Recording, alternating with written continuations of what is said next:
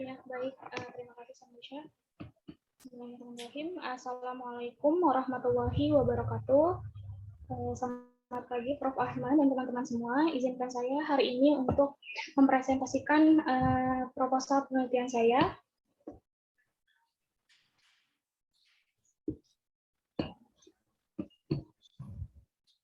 Yang berjudul penggunaan Google Earth Engine sebagai platform pemetaan berbasis cloud computing dalam mendeteksi distribusi mangrove di Jakarta.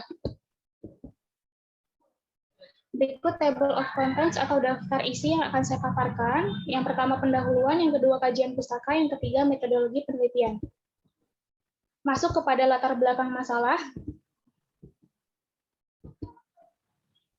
Yang pertama, besarnya peranan hutan mangrove bagi kehidupan manusia serta flora fauna kawasan hutan mangrove itu tersebut. Nah, seperti yang kita ketahui bahwa kawasan hutan mangrove memang memiliki peran yang begitu besar terhadap kehidupan manusia di bumi ini. Oleh karena itu, perlunya pengawasan dan kelestarian hutan mangrove itu sendiri. Kemudian yang kedua, hutan mangrove itu memiliki dua fungsi secara garis besar. Yang pertama fungsi ekologis dan yang nanti yang keduanya fungsi ekonomis. Nah, fungsi ekologisnya itu yang pertama sebagai habitat berlindung, mencari makan hewan laut, stabilisator garis pantai, dan karbon biru. Nah, seperti yang kita ketahui bahwa blue carbon atau karbon biru dari fungsi ekologis mangrove ini sangat diperlukan saat ini. Karena karbon biru ini kan menyerap karbon-karbon yang ada di atmosfer, kemudian dilepaskan di dalam lautan. Kemudian yang fungsi ketiga itu adalah fungsi ekonomisnya, yaitu sumber kebutuhan rumah tangga, kemudian sebagai bahan baku industri dan sebagai objek pariwisata. Nah, sumber kebutuhan rumah tangga ini seperti bahan kayu bakar, arang, gitu ya, dan bahan makanan. Kemudian bahan baku industrinya ini ternyata mangrove itu buahnya juga bisa dijadikan sebagai kosmetika, kemudian industri kertas dan tekstil. Pariwisatanya sendiri banyak sekali objek-objek di daerah pesisir utara Jakarta yang menjadikan pariwisata objeknya itu hutan mangrove seperti Pantai Indah Kapuk dan lain sebagainya. Kemudian kedua fungsi tersebut ini harus diupayakan ketersediaannya dan dijaga agar tetap kesinambungan dan dilegitimasi agar tetap dapat lestari. Ini menurut Humana et al. Di tahun 2018. Kemudian banyaknya potensi mangrove ini, sumber daya mangrove ini di zaman sekarang yang sangat masif dalam disrupsi teknologi ini, maka perlu adanya sentuhan teknologi dalam membantu memantau pengelolaan kawasan hutan mangrove itu tadi. Nah, salah satu solusinya adalah Google Earth Engine, di mana salah satu solusi untuk mengelola sumber daya data Earth Observation yang skalanya global.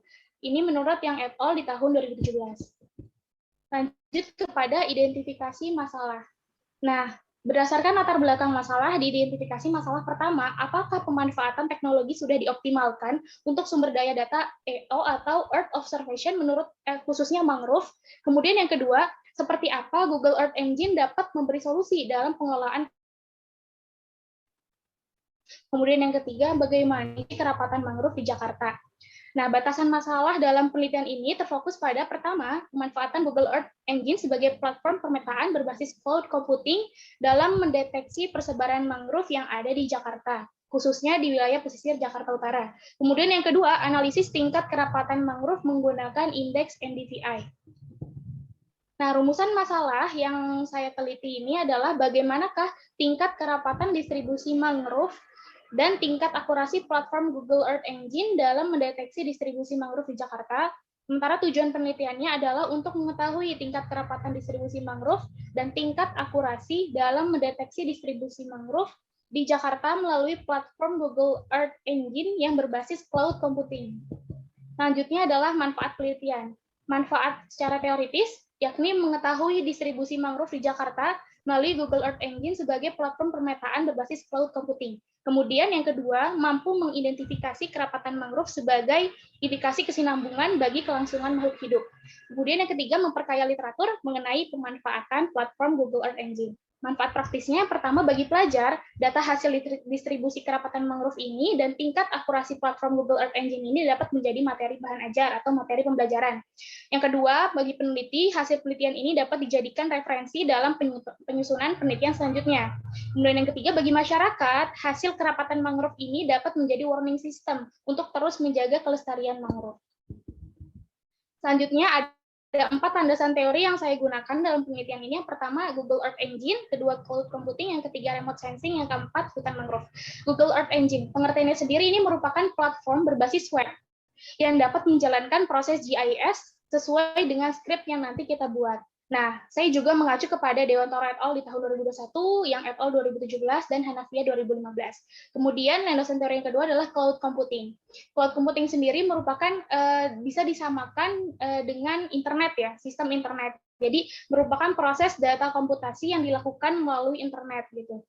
Ini juga saya mengacu oleh Bayeri di tahun 2018, Antonopoulos et al. Di tahun 2017, dan Veit Simba di tahun 2015. Kemudian yang ketiga remote sensing atau yang biasa kita kenal dengan penginderaan jauh, merupakan ilmu untuk memperoleh informasi tentang suatu objek melalui citra atau radar. Nah, ini saya juga mengacu di Charles Stott di tahun 2017 dan James et al. Di tahun 2017. Dan landasan teori yang keempat itu adalah hutan mangrove itu sendiri, yang nanti di dalamnya ada peran-peran mangrove dan juga fungsi mangrove di dalam kehidupan. Nah, itu saya mengacu di Undang-Undang Nomor 5 Tahun 1990, Heri 2017, Sukiman et al. 2017, Asihing 2011, Benu Suzana Jin et al. Di tahun 2011, Ani Azam et al. 2014, dan Heri Setiawan 2013.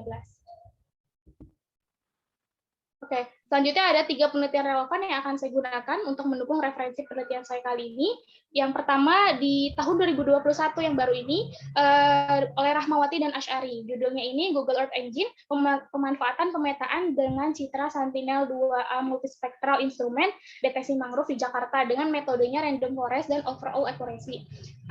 Dan hasil penelitiannya ini adalah akurasinya itu sebesar 90,5%. Kemudian yang kedua ini dari Din dan Dao di tahun 2020, judulnya Monitoring the Temporal Change of Pangaea Mangrove Forest using Google Earth Engine. Metodenya ini monitoring spasio-temporal. Hasil akurasinya 81%. Kemudian yang ketiga di tahun 2017 oleh Bangkian et al. Judulnya Analysis of Time Series Landsat 7/8 and Sentinel-1A Imagery in Google Earth Engine Cloud Computing Platform dengan metodenya Typical Regions of Interest. Hasil akurasinya yaitu sebesar 95%.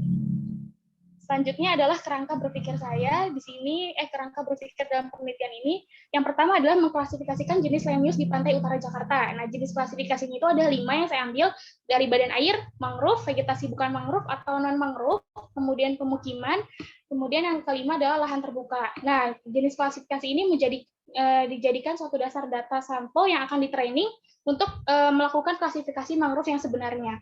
Nah, dalam metodenya ini saya menggunakan random forest, di mana random forest ini juga awalnya saya menggunakan citra Sentinel-2A MSI, yang setelah itu citra itu saya lakukan proses cloud masking, di mana saya filter awan biar hasil citranya itu semakin jernih gitu. Data yang dihasilkan juga semakin baik. Kemudian indeks di dalam situ saya menggunakan indeks vegetasi, indeks lahan, dan indeks air.